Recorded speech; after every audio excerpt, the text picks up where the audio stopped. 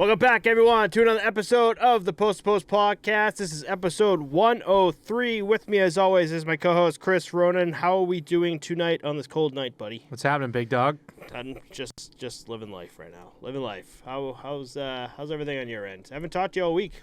I know, it's been a while. The only thing we started this, which I liked. Did I start it? I think we, as a combination, started it this week. We picked a team, and whoever lost had to do 20 push-ups, and the loser picked like the next game. But No, you got it all wrong.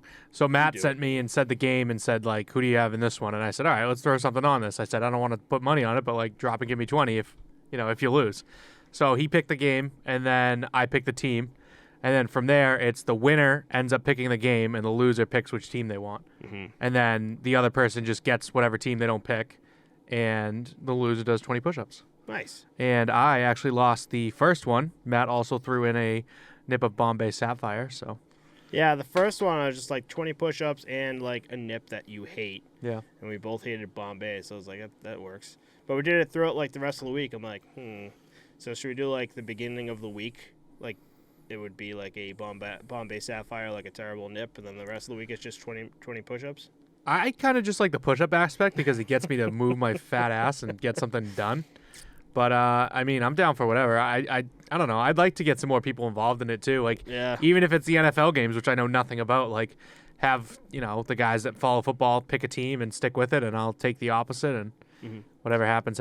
20 push-ups is just enough for you to fucking hate it. Like, if it was 10 push-ups, like 10 push-ups you can bang out and be done. Like, 20 push-ups now, it's like, all right, you're asking me to do some work here, It's going to suck. It's going to hurt. But here, yeah, it makes you, like, really think. Like, yeah. Like, I'm, like, looking up stats and shit. I'm like, how can I not do these 20 push-ups? And the first night, you're like, dude, you have to take a picture. You got to record it. You got to do this. I'm like, dude, push-ups is my idea. I'm not doing all that. Like, obviously, I'm going to do the push-ups.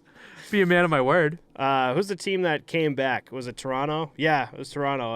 That Toronto game, I picked against them.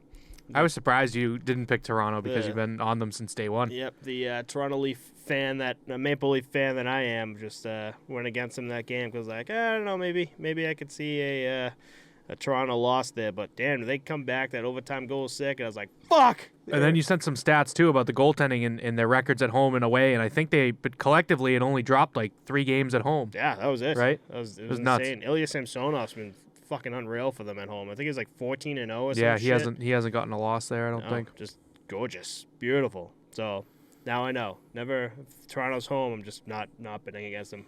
That's what I've been looking at too. Like that's been part of the factor here. We got Columbus and Vancouver live right now.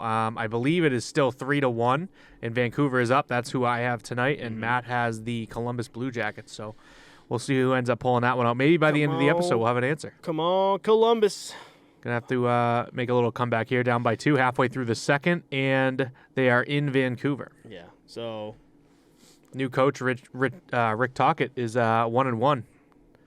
So we're gonna get into him later on. There's a lot to cover there. A whole lot to cover right there. But all right, let's get into it. And yeah, keep that up. By the way, I just want to know if some score updates. Like I want to see if they come back. Like, 3. Where are we right now? Second period. Yeah, halfway through the second. Yeah, we got time. We got time. That third goal was weird. Yeah, it was nice. It went off the back glass, off of Korpisalo's pads, skate, and then back into the net. Brutal. All right. Well, let's get right into it. We got I feel like a decent sized episode for everyone tonight. So we're gonna start with the trades and signings. We got a big one, an actual trade. The Colorado Avalanche have acquired left wing Matt Nieto and defenseman Ryan Merkley from the San Jose Sharks in exchange for defenseman Jacob McDonald and right wing Martin Kaut. Matt Nieto has 8 goals and 7 assists in 45 games played with the Sharks, and Ryan Merkley with 1 goal and 5 assists in 39 games played with the Sharks. He's currently playing for the Colorado Eagles in the AHL, though. Jacob McDonald has 2 assists in 33 games played with the Avs, and Martin Kaut had 1 goal, 2 assists in 27 games with the Avs. He moved from the Colorado Eagles to the San Jose Barracudas in the AHL. So really like a 1-for-1 AHL move and a 1-for-1 NHL move here. Yeah, what's kind of nice too, it seems like Colorado got the forward NHL player, and San Jose gets the defensive NHL player, whereas they're swapping. AHL prospects a forward for a defenseman and vice versa, you know. So I thought that was kind of interesting. Matt Nieto, I do like a lot. 8 goals, 7 assists, and 45 isn't bad for the Sharks. I don't know too much about Jacob McDonald, but I mean, the fact that they're making a trade like this at this point, it's definitely going to be kicking off the trade deadline movements that we're going to see, in the next month or so. Colorado, huge pickup for the Colorado Avalanche. Again, like what you just said, Matt Nieto, just solid pickup from 8 goals, 7 assists. Not all that good for him, but he's definitely a type of player that can get you in the double digits there, both in assists and goals. And maybe with a team like the Colorado Avalanche that can turn his career around right there and help him get those stats up. Yeah, should be a good depth guy. So the first of many, hopefully, with these trades and signings. So let's jump right back into it with the Arizona Coyotes here. They signed defenseman Juuso Välimäki to a 1-year contract worth $1 million. Välimäki has a career-high 10 assists so far this season since entering the league in 2018 with the Calgary Flames. He's also racked up 35 PIMs so far for the Coyotes. Kind of like a guy you want, defenseman, just easy sign here. Nothing too much to talk about, just a solid player you want for, especially like an Arizona Coyotes type of team, Yeah, seems like he'll be a good presence on the blue line too to back up their guys and drop the gloves when he needs to, kind of thing. But not too much to cover there. Nope. Over in Vancouver, though, they signed forward Andrei Kuzmenko to a 2-year, $11 million contract. That's $5.5 million AAV. And along with this signing, we've heard that JT Miller will eventually be re-signed by the team, and they'll also be moving on from Bo Horvat before the deadline. I was pumping Kuzmenko's tires in the beginning of the season when I did the Vancouver Canucks breakdown earlier, and I was talking about I was talking about Kuzmenko. I was just like, he's in the spot. He's just not getting the points. He's just missing that one. He just misses being there like the right time, right place, right time, and he's finally fucking gotten it. And he's really looking real fucking good for the Vancouver Canucks right now. Yeah, I mean, if I were them, if the players wanted to be there, though, I would definitely prefer to have Miller and Horvat, but those contracts are going to end up being too big for them, and it's such a weird situation in that team, so I guess it kind of makes sense to take the younger guy that wants to be there and give him the money that he wants and move on from a guy that really does look like he wants out in Bo Horvat. So I wonder where Bo Horvat's going to go. Got any ideas where the Horvat's going to go? No clue. It'll be interesting to see where he ends up. I wonder if it's gonna be. I'm trying to think. You think it's gonna be like another low end team, like the Columbus Blue Jackets, maybe Arizona Coyotes looking for him? I don't think so. I think he's gonna be on one of those fringe teams that are gonna be looking to make a push before the end of the season and try and get into the playoffs at the last chance. I think he's gonna have a decent say in it too, but. We'll see what ends up happening there. And for the last bit of news here, the New York Rangers have signed defenseman Ben Harper to a 2-year, $1.57 contract, which is a $787,500 AAV. Harper has 1 goal and 3 assists in 19 games played. He's been bounced around a bit.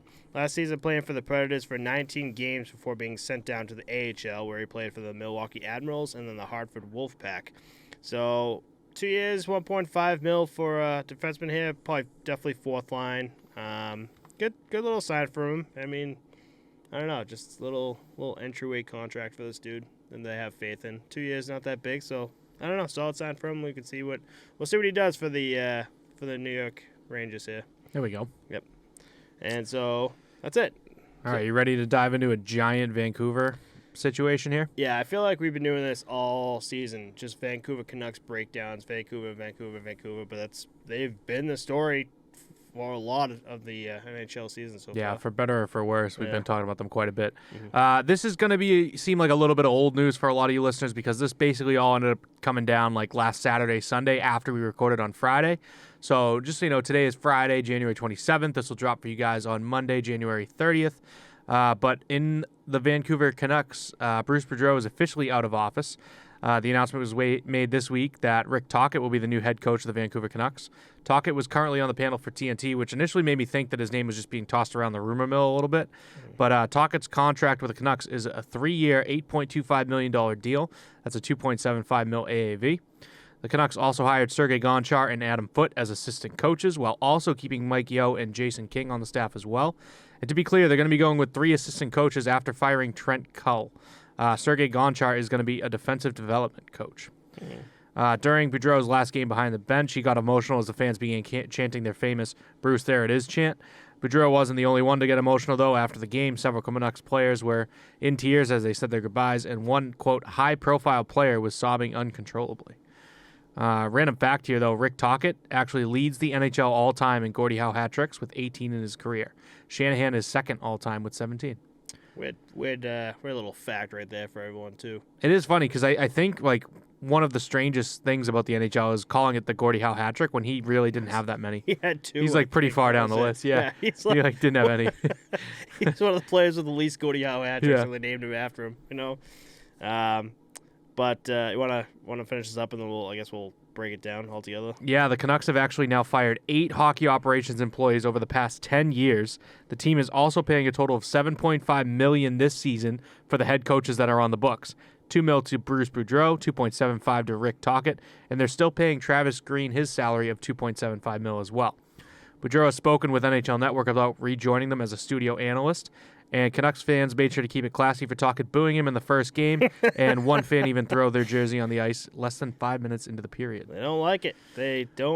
I don't blame them. It's just like, what the fuck do you do? As a Vancouver Canucks fan, your GMs, your assistant coaches, your head coaches, it's just for 10 years, it's what we're looking at, just keeps getting fucking mixed around and signed and fired, and you're like, what the hell's this organization doing? It's just wild to me that you think last season when they brought Bruce back in and they were on their skid leading into Bruce Boudreau coming in, and then he brings them on an absolute like heater for like 10 games straight. I don't think they won 10 games, but like they were doing very well compared to how they were before that. Mm-hmm. Then they fizzled off and got back to 500 a little bit, probably tapered off towards the end of the season, but going into this year, definitely weird coming out of training camp, but you brought a guy in like mid to late last season to get rid of him early to mid this season. Like, what the hell was the point of it? Like, if he's not your guy, why are you even bringing him in? Why wouldn't you like think more about it and find the guy that you're like, all right, you're going to be with us through this rebuild for the next 3 to 5 years and help, grow and develop the team, the young players, and turn the franchise around like we need you to. Like, we're not looking for, well, you shouldn't have been looking for a patchwork half season here, half season there head coach guy that we're going to pay $2 million. Right. And I think Bruce Boudreau, it's not his fault. I think he could have been that guy if you kept him on the books. Like, he wasn't the issue there, clearly. If the team's crying about him leaving, like, physically crying. And now it's nuts. And now you're still fucking paying him, too, by the way. You're paying him and, like, the other two assistant coaches as well. And you're like, what's the mindset right now? It's just like I like how you said patch, but it's just like, for some reason they want this like quick work done. Like they want Rome built in a day when it's just not how that fucking works for a team like the Vancouver Canucks. You need to you should have kept Bruce Boudreau in there, because it's not, again, like what you said, half a season's not going to change this team around. Like, it's going to take a while to figure shit out. And for some reason, as we've been talking about head coaches, they seem to be the fucking scapegoat for this shit, when in reality they shouldn't be. They should be working on just working together as a team and figuring out what doesn't work, making trades, making draft pick choices and shit. Like, instead of doing what the fuck happened to Bruce Boudreau. And I like the way they did it too, because what were we watching with was it TSN that was saying, like, before they even fired Bruce Boudreau, I guess Rick Tocchet was like already in Vancouver, like already ready to take the reins. You're just like, all right, so you're as a fucking general manager of the Vancouver Canucks head end, you're treating your head coach like that, you know? Yeah, it just didn't make sense at all. And I mean, the story of the season last year, I feel like, for like a player wanting out of his team was Patrick Laine in Winnipeg. And now this season, it's entirely like half of the Vancouver Canucks want out of this team. And it's like, that is the worst look in the world for a group that's trying to rebuild, you know? Yeah, like, it's terrible. And it just leaves Rick Tocchet with such a mess to clean up. And I don't really see like any light at the end of the tunnel for what is going to get Rick Tocchet and this team out of the doldrums of the NHL and get them back into, contending for a playoff spot. Certainly isn't going to happen this season, but you've now basically set him up to be the next Bruce Boudreau, and finish this season, get halfway through next season, then can him again? Fucking can him again? I don't know. Go somewhere else? We'll see what happens, but. And this is all, too. Patrick Alvin's only been... we're just looking this up, too. Patrick Alvin's only been a fucking GM for the Vancouver Canucks for a year now. Like, a legit year. I think it was, like, January 16th, 26th, some shit like that. He was signed for the Vancouver Canucks GM. So, it's really only been a year. That's it. And this GM's already, like... trying to, again, like what I just said, like quick fixes and shit, and it's just not how it works. Like I don't get how 1 year you're trying to make all these like drastic changes that just aren't working, and you're not listening to the fans either. I didn't read. I think it was ESPN or something. It was posted yesterday, and the title was Patrick Alvin doesn't understand what the fans want, and I'm just like, how.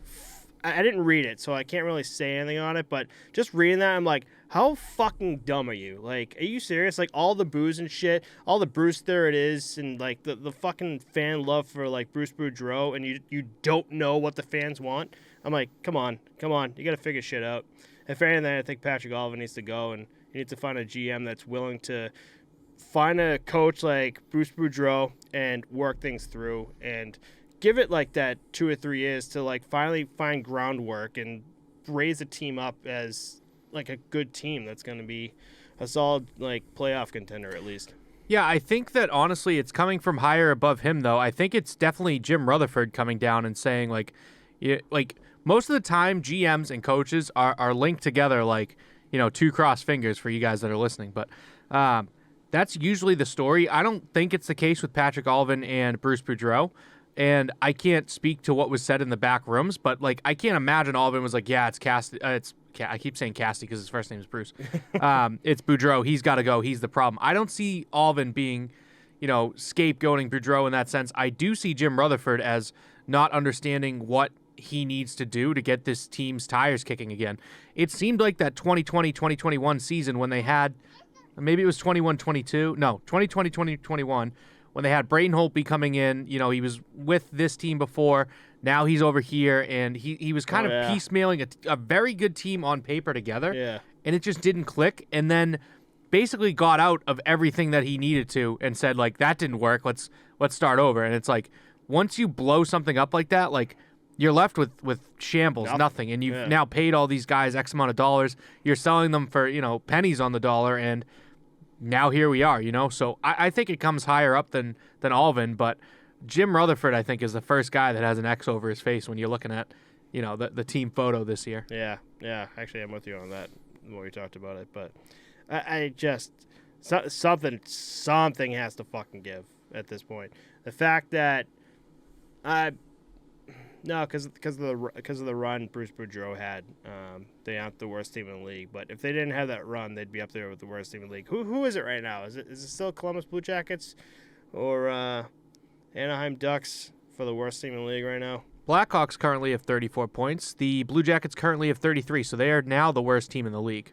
It's just insane to me. And just like you scroll down, they're still holding on at 27th. Worst. You got San Jose, Arizona, Anaheim Ducks, Chicago, Columbus Blue Jackets. So I don't know. Like they finished last year was weird. It was like they finished 4th in their division, I think. But that's the hard part. Like the record isn't like too bad. 19, 26, and 3. Like, yeah, it's not good, but like you could get that back in a 5-5 stretch. Like you can make some progress, some headway. 6-4. Right. There's plenty of time this season. They got call it 42 games left. Yeah. That's terrible math, but fucking 32 games left. 34 games left. Jesus Christ. But yeah, there's plenty of time this season. It's just I don't think that it's going to happen this year. So no. I think Canucks fans are clearly all set, and it doesn't have to do with Rick Tocchet. The fact that they're booing him in his first game, a jersey thrown on the ice, that's more of a shot at management and the upper hierarchy of it, saying like, Bruce Boudreau should still be here. This is you guys' fault. I'm all set with this team. Right. And in my opinion, if you're one of those losers that throws a jersey on the ice, like, you might as well find a new team to be a fan of. Like, right. You cannot ever say that you're a fan of that team ever again. No.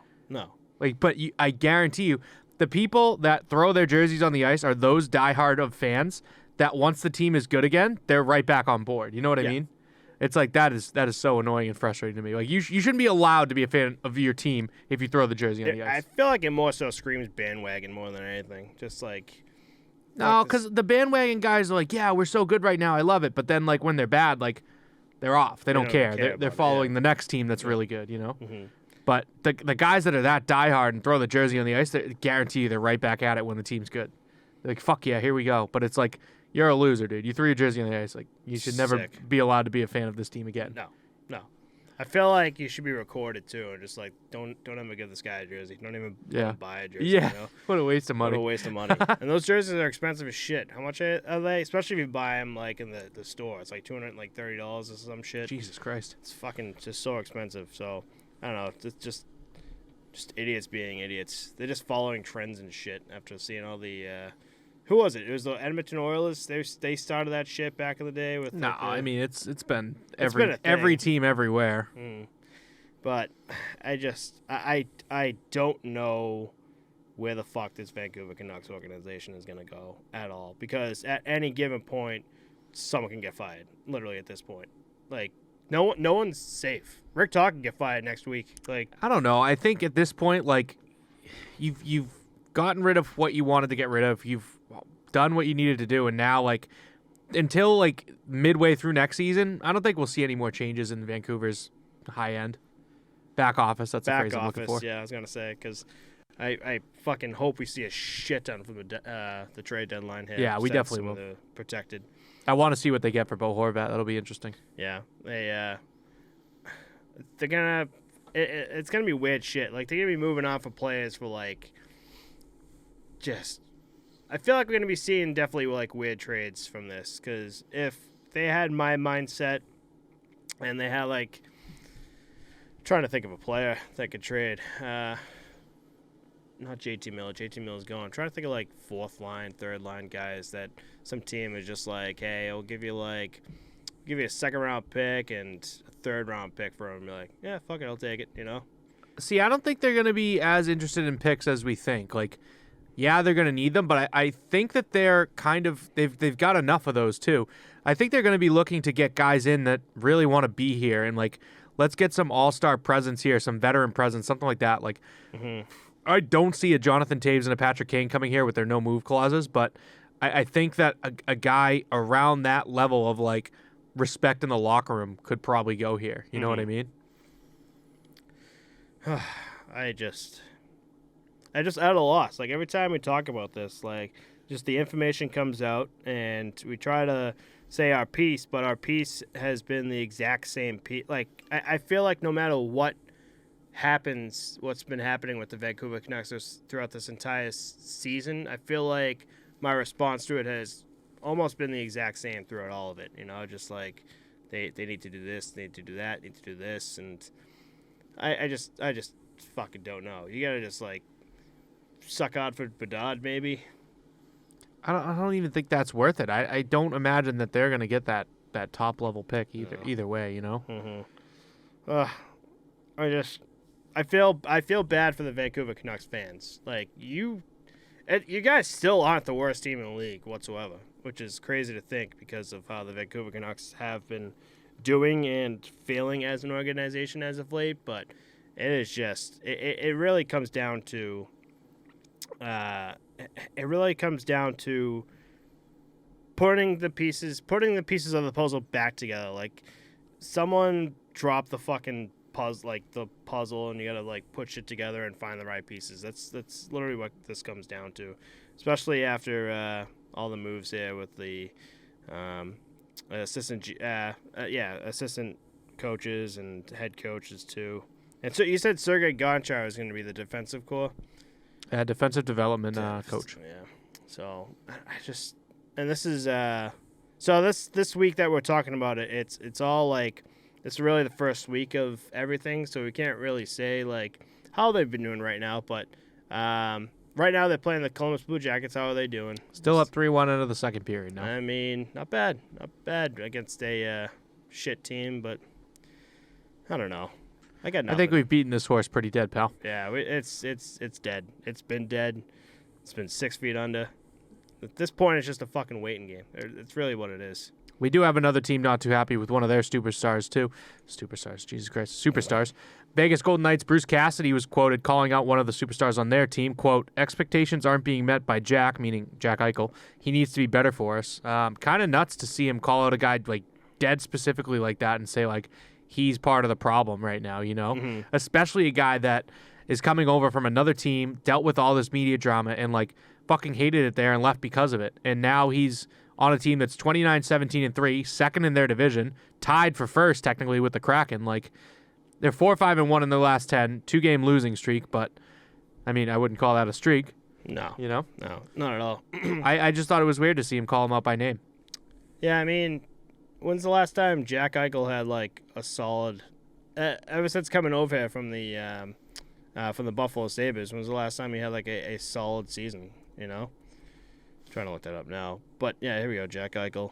I mean, what was it, 22? 15 goals, 19 assists this season so far. That's really not that fucking bad, to be honest. Yeah, what the fuck? What the hell is he talking about here? Last year, 14 goals, 11 assists. That's 34 games played. I don't know, man. The hell's he talking about? Maybe he's expecting like the 2019 Buffalo Sabres. You know, 36 goals, 42 assists. I don't know. Yeah, I mean... That's weird. That's weird for Bruce Cassidy to kind of call him out like that.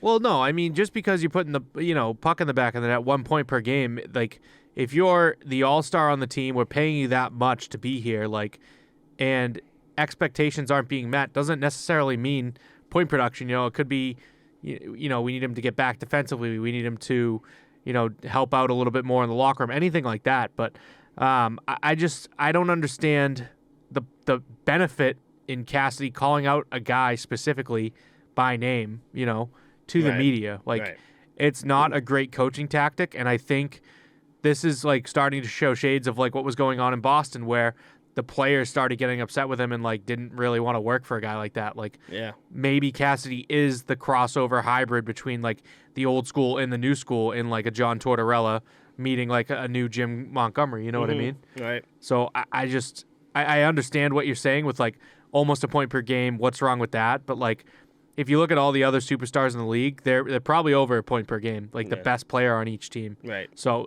maybe it's him just holding him to a higher standard and saying, hey, we know that he can do more than this, and he needs to step it up.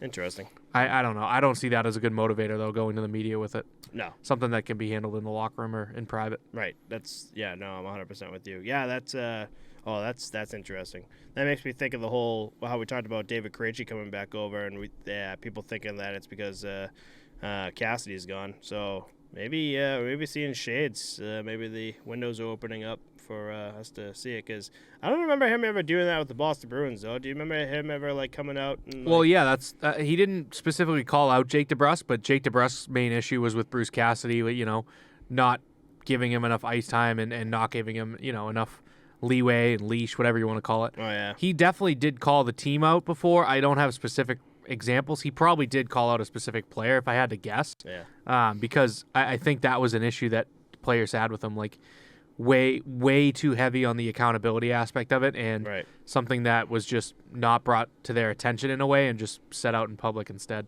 Interesting. That can hurt a team bad. 100%. Momentum-wise. A divide between the coach and the team, that's bad. And especially like a certain player too. Like, you hear that and you're just like, it would create one in the locker room too, of like guys that support the player that's getting called out and guys that support the coach. Yep, 100%. Oh man, I didn't think about that either. We do have another All-Star that made his return to his former team. Columbus Blue Jackets player Johnny Gaudreau made his return to Calgary, and his teammates made sure to get him prepped up for it. At morning skate, every time Gaudreau got the puck, teammates were booing him during his drills, and it's a good thing they did, because Gaudreau was getting booed his first shift that night.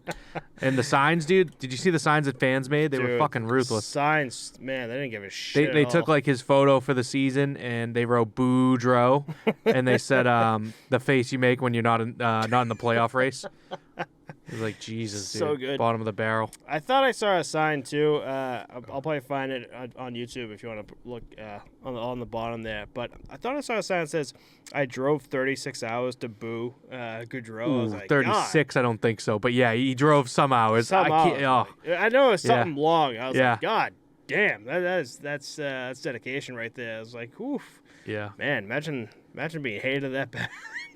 Yeah. I respect that more than I do throwing a jersey on the ice, but that's pretty low too to make a sign like that. I don't know. Yeah, I don't know about that. But the guy definitely wanted out of Calgary. Like there's no doubt about it. No, and it was interesting to. I thought he handled it professionally though. Yeah, and it was interesting to me.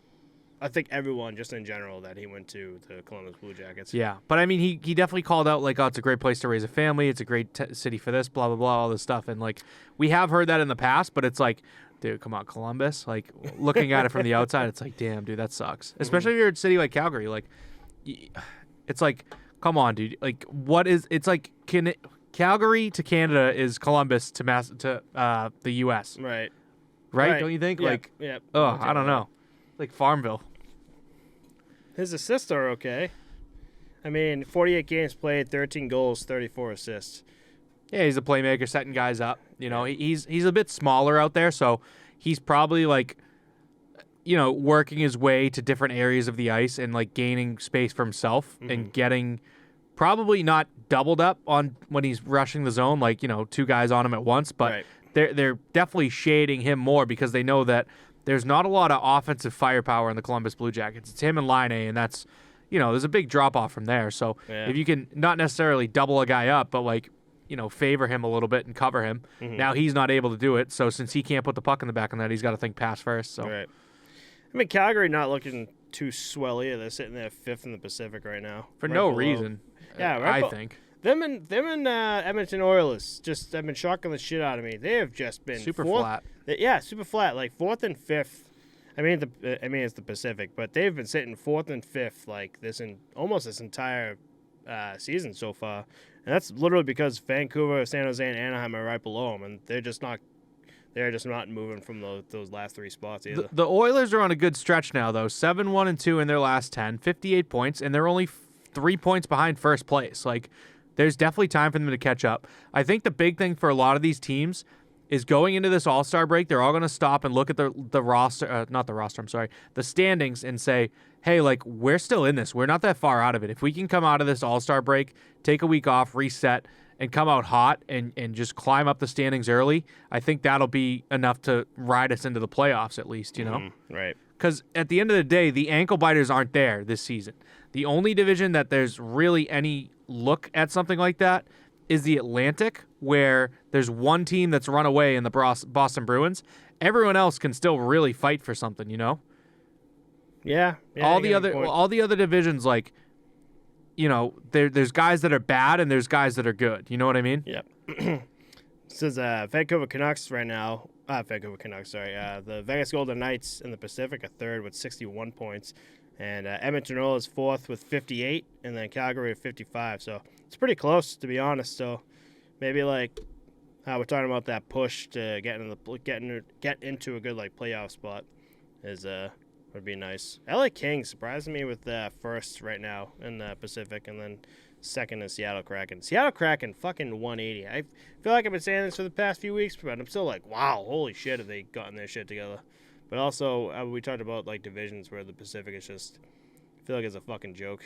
Well, I also think that it's, you know, they have to take a team of misfit toys, put them all together, and teach them an entirely new system of hockey all under one coach. You know what I mean? And that takes a while. You can't just take one guy from every team, which is exactly what a franchise draft is, put them all together and say, here's your coach, here's the play style that we're going to run and make it work. You know, There's a lot of kinks to work out in that. And I mean, the expectation was so much higher because of how good the Vegas Golden Knights were. And right now, Vegas Golden Knights 3-6-1, 3-game losing streak, and that dropped them down to 3rd now, like you were saying.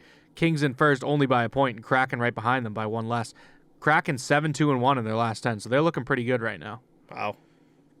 I don't know.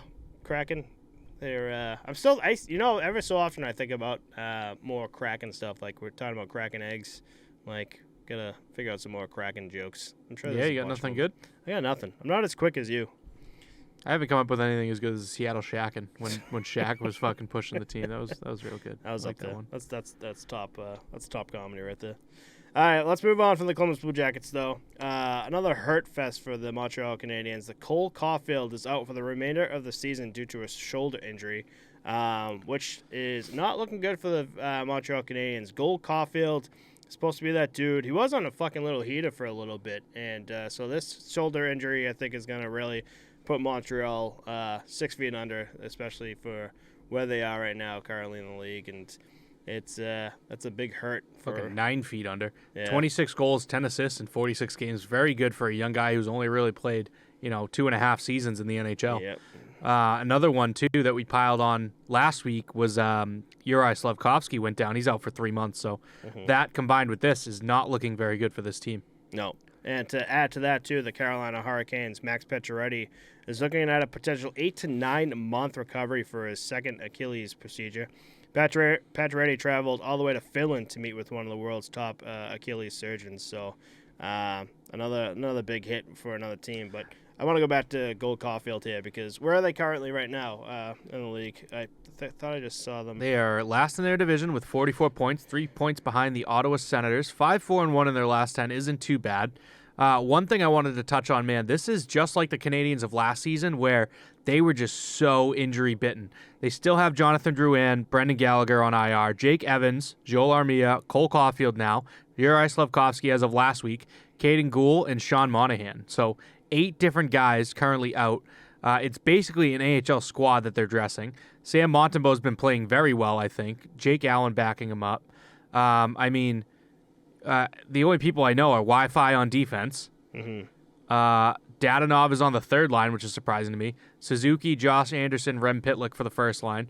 Hoffman, which is I didn't even know he was on the team. Mike Hoffman, Kirby Doc, and a guy I don't know on the second line. Christian Dvorak, Chris Weidman on the third line with Dadonov, and a fourth line. Like it is very AHL-like. They are just getting their young guys some reps and enjoy. Just don't get hurt. That's all we can ask of you. Did you say Jake Allen? Is Jake Allen still out? Jake Allen is backing him up. Yep. Yeah. Oh man, I thought I read recently that Jake Allen was back out. Maybe he's back in, or they didn't cover it. But goddamn, you're right. I totally actually forgot about the injury riddled Montreal Canadiens, and goddamn, it's nuts how that. It's crazy how for them to get it back-to-back seasons is fucking insane to me. To see 2 years in a row where like 8 to 10 guys are on the IR at a time, it's so bad for the locker room because you get no rhythm going. This guy's back, this guy's out, now this guy's in, this guy's out. Like there's no chemistry growing and developing there, and now it's even hitting the young guys where they're getting hurt. Like that sucks. Yeah, it's another team that's got to just like wrap it up for the rest of the season, try not to suck as bad as everyone else. Just one of those teams. But in a sense, with all these injuries though, and just the way this season's going for the Montreal Canadiens, it is a good opportunity for the Montreal Canadiens organization to bring these guys up from the AHL and give these guys some NHL. Yeah, some NHL reps. I feel like it can also be bad for them too, where they're being brought up, but they're still playing with other AHL guys, and they're not getting NHL experience because they're not playing with the NHL guys. Roster. Yeah. And then they're getting up here, they're getting fucking pumped 5 goose. But then they just go right back down when the guys are back, and it's like, well, fuck, now my confidence is shot, you know what I mean? But I guarantee you it's a conversation they're having and saying, like, listen, this isn't on you. Our guys are out. We just need to get people up and play the game, Yeah, we need to. It's your opportunity to make it hard for us to make a decision when this guy comes back on who's staying up and who's going down too. Right. We gotta let's figure it out and try not to really fucking die on the ice there. But let's touch on Max Pacioretty real quick too. This was crazy, dude. He came back for 5 games after the Achilles surgery the first time. 3 goals in those 5 games, and now he's back out, potentially 8 to 9 months. He's going to see the best Achilles surgeon in the world. Kind of crazy. The Hurricanes definitely would have liked to have him back, but they're not doing too poorly. I mean, 31-9-8. They're one of the only teams in the league with single-digit losses, and 6-2-2 in their last 10. 4-game win streak. Devils are right on their heels with 2 points less than them. But, I mean, they're pretty safe in this division to make the playoffs and definitely secure a 1 or 2 spot in this division. Not bad, considering everything. But he's one of those guys that could have put him over the hump. You know what I mean? Yeah. Just another foot on the gas. I don't know, kind of player. How's he doing? Do you have? Sorry, I should have been doing this patch. you're ready. I should have been doing this as you were doing that, but I just kind of want to see how he's been doing recently. I mean, so I just told you, he got 3 goals in 5 games. Now he's gone. I'm just talking about last season. He wasn't with the Hurricanes. Yeah, last he was with the Vegas Golden Knights. 19 goals, 18 assists last season. You want that type of player with you on for the Carolina Hurricanes, especially. So I don't know. Hopefully he can go to that Achilles doctor, really sell things out, have like the summer to. Said 8 to 9 months. Fuck, yeah, so that's going to be in shit. October. He's going to miss training camp the first month, preseason. He'll probably be back like right before or right after the start of the season. December, but maybe. It's not something that he needs to rush either. No. Now that you say that too, yeah. Now that you say that, he's got the whole summer to figure shit out. That's so depressing though, because he just took the whole summer to fucking get it figured out, and then steps on the ice for 5 games and he's back out. Goes right back out. Sucks. Ugh. For his age too. How old is he right now? 34 years old. I mean, you hit an age where everything starts to like go to shit, and like say maybe this was like a nagging injury that he had, and all of a sudden something clicked, where just like, oh man, I gotta get this fixed, just like. Achilles is something that like is a fucking blatant impact. Like my Achilles is broken. Like I need help now. I can't play like this right now. I don't know. I thought it was like a little nagging. I didn't know it was broken. I thought it was like a little nagging injury that he had that he was just like. Well, I don't think you can break your Achilles. I don't really know how to fucking describe it, but like the Achilles is ruptured. Something's wrong. I broke my back. Spinal. Something's wrong. I can't move right now. I gotta go somewhere. But he tore it. That's the word. Oh, he tore it. You can tear your Achilles. Tear the Achilles. Gotcha. I just realized that we got like a few more things to talk about, and both those things, there's 2 things that we're going to talk about more injuries here. So let's jump into that. The Ottawa Senators for Josh Norris will be out the remainder of the season and will have to undergo shoulder surgery. He went out October 22nd with a shoulder injury, came back January 18th and played 3 games before this news. Norris was coming off his career-high season, 35 goals and 20 assists. Fun fact, Josh Norris was the first-round pick, 19th overall for the San Jose Sharks in the 2017 NHL Draft. He was then traded to the Ottawa Senators for defenseman Erik Karlsson in 2018. Funny that those two intertwined with each other. But, yeah, another big name out, too. Fucking random, like, big-name injuries coming out. And we still got one more to talk about, too. Yeah, the tough part about this is basically the same fucking situation as Max Pacioretty. Out with a shoulder injury, comes back for 8 games, and then back out again with the same injury. So definitely depressing to see. I mean, we just basically talked about the whole thing. But, definitely sucks to see. Not really the guy that's going to, get them over the top, per se, on a team like Ottawa, where they're definitely deep in the basement here.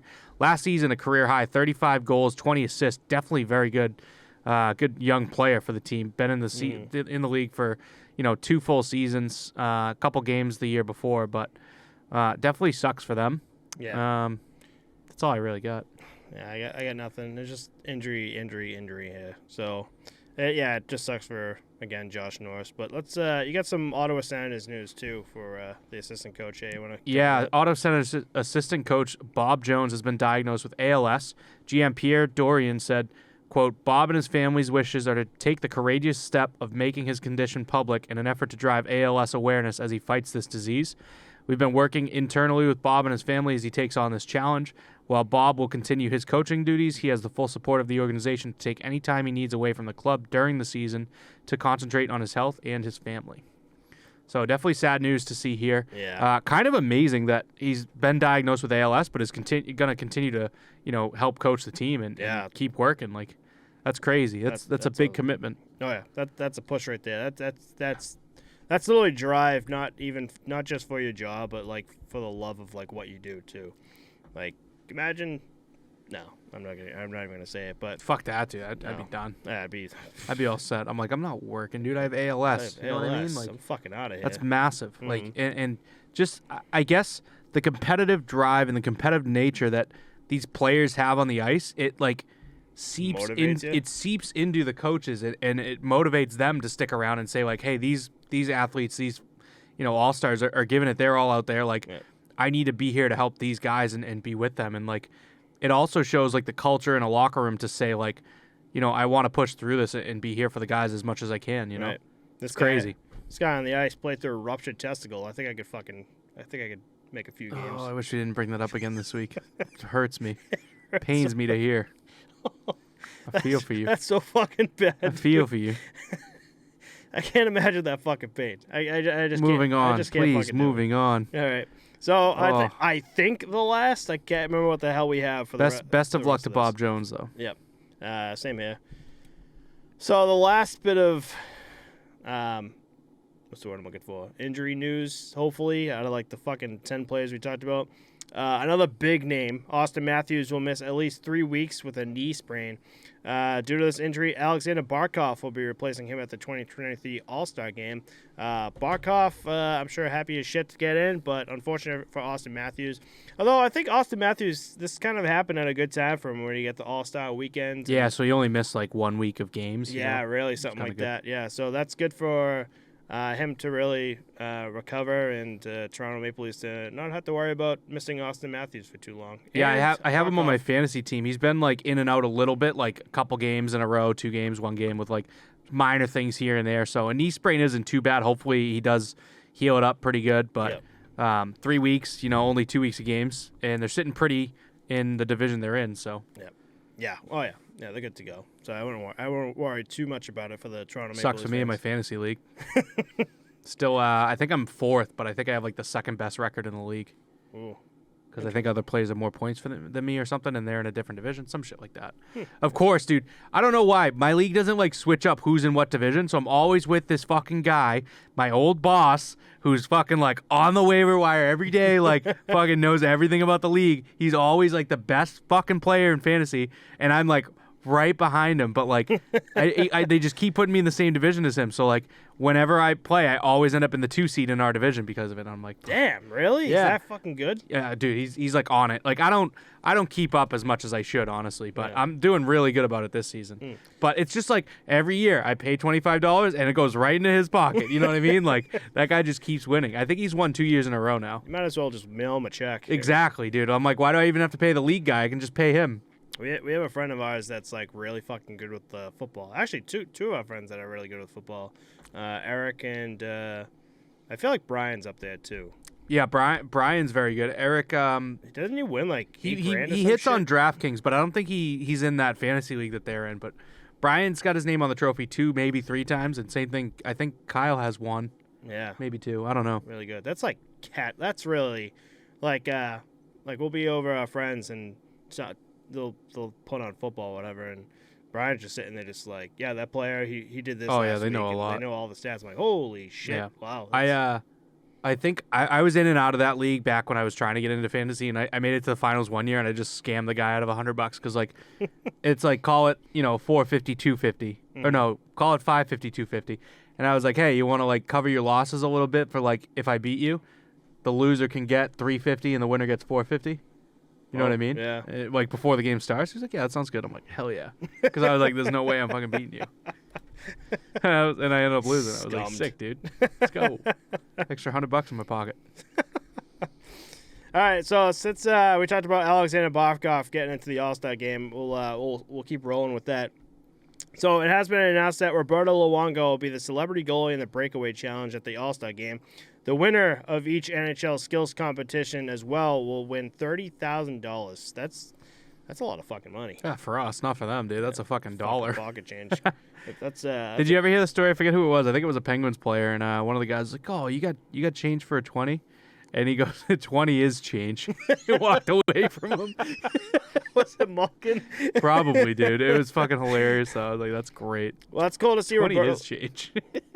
I hope they mic Roberto Luongo up for those. Like they did that with like dude, there's Marty gonna be Turco so back many in of the them. day and Mics Carey and Price. GoPros and camera angles and Ugh. drones. Love it. We got to see the dad bear leaguer Roberto Luongo now in net. So it's gonna be cool to see for everyone. Yeah, definitely be nice. Mhm. We got a little funky news here. Connor Bedard's SpongeBob SquarePants themed jersey for the Regina Pats Nickelodeon night was sold at auction for $13,025. Chump change. Proceeds for the auction are going to Children's Miracle Network, which funds children's healthcare services, and we'll have it hung up behind us next week. So enjoy that. $13K for a nice Oh, I new didn't know jersey. you bought it. Oh, Holy yeah. shit. No, Oh. we bought it. It came out of the business account. Check out posttopostpod.com to support us. Please. I didn't know. Fuck. We're in major We're debt in major here. debt right now. We did have this is kind of weird, so I don't know too much about this, but Ball Sport RSN is apparently a company that does, NHL broadcasts, programming, media, all that shit. So this company is actually preparing for bankruptcy, and it includes 12 NHL networks. The following is all a direct quote from Puck Empire on Instagram, but give those guys a follow because those guys are sick. Get all of our news from them. They're fucking amazing. So a lot for me to rattle off here, but I'm going to just blast through it, and we'll see where we stand at the end.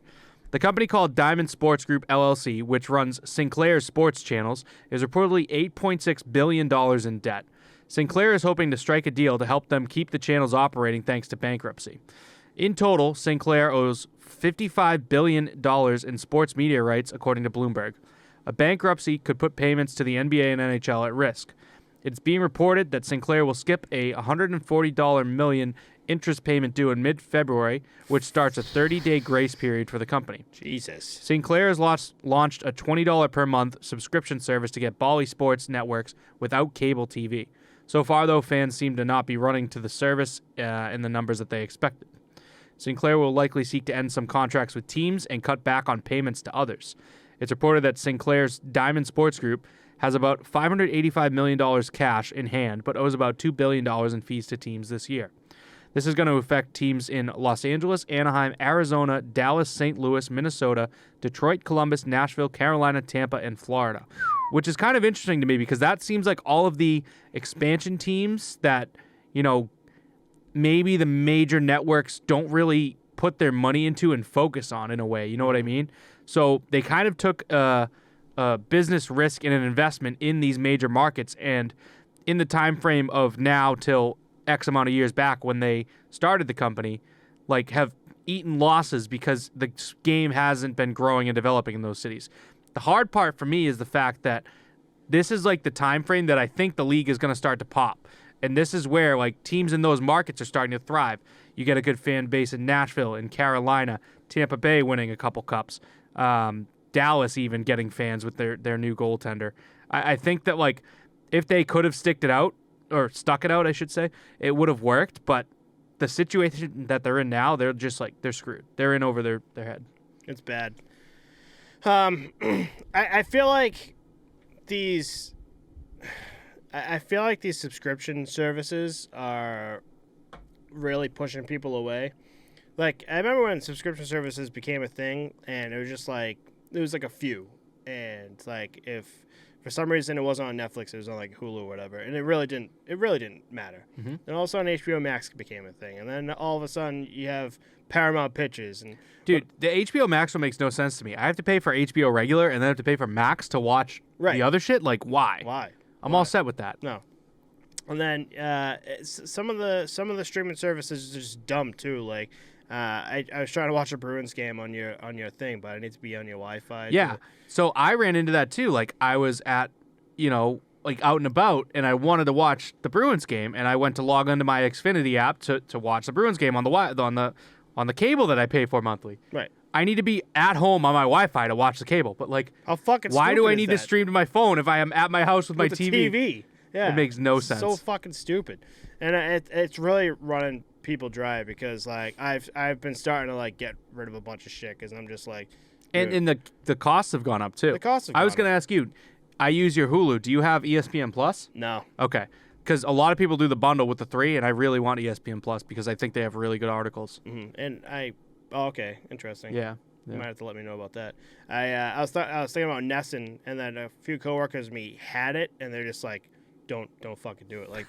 They upped it, and you can't stream anything on your phone. Yeah, I think Disney went up 50% on their price too. I think it was terrible. 10, and now it's 15 a month. you I have gotta consolidate. Even Spotify, my wife and I are able to do a family plan, and I want to get on that because we're both paying 10 and 10.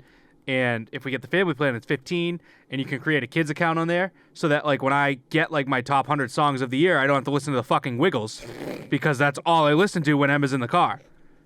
You know what I mean? Now I can have a family plan for $5 less than what the two of us are paying, And the fucking Wiggles aren't in my library. And fruit salad, yummy yummies not on your top 5. I don't have to deal with that anymore. You don't have to fucking yeah, exactly.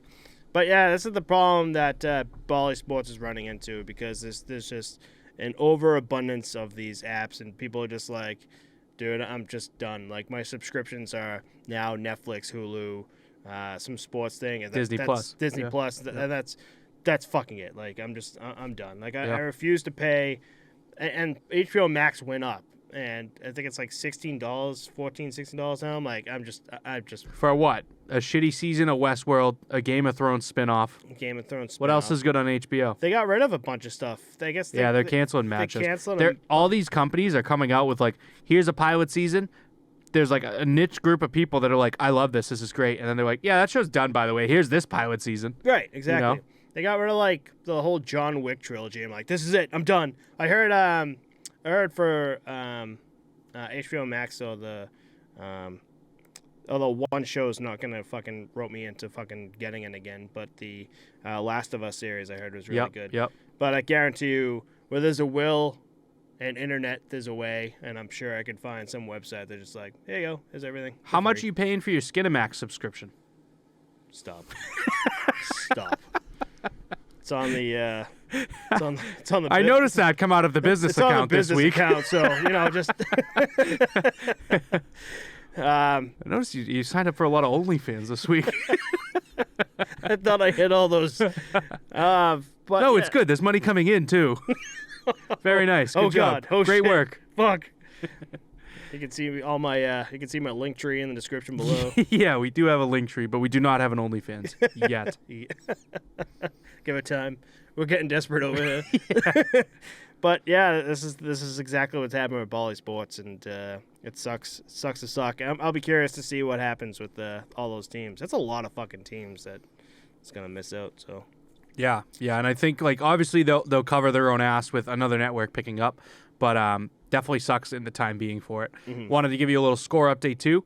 8 minutes left in the third period. The Vancouver Canucks are up 4-1 over the Blue Jackets. Woohoo! Prepare to drop and give me 20. But I do have to do my Bombay Sapphire nip tonight, just so the fans can see it too. Yep. And one nip for losing this week. It's all right. So the last bit of news we want to talk about before you do that nip and I get to see you in excruciating pain is talking about Nesson and Jack Edwards here. Jack Edwards this week tried apologizing to Patrick Maroon in the locker room before the game, and apparently it did not go too well.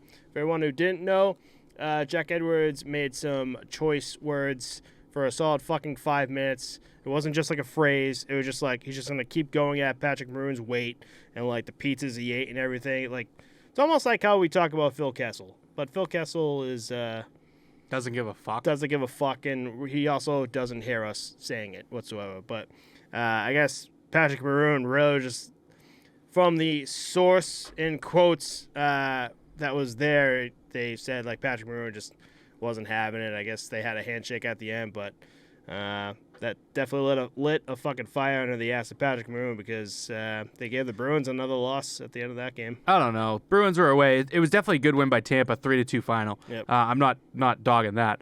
But I don't know. I thought this story was a big nothing burger, just like a dumb follow-up because someone saw Jack Edwards talking to Pat Maroon. Like, I don't know. I didn't think there was much to come from this at all. Like, the first story was interesting because Pat Maroon turned it and made it something positive and kind of jammed it down Jack Edwards' throat. And Right. I don't know. It just seemed lame to have anyone even cover this.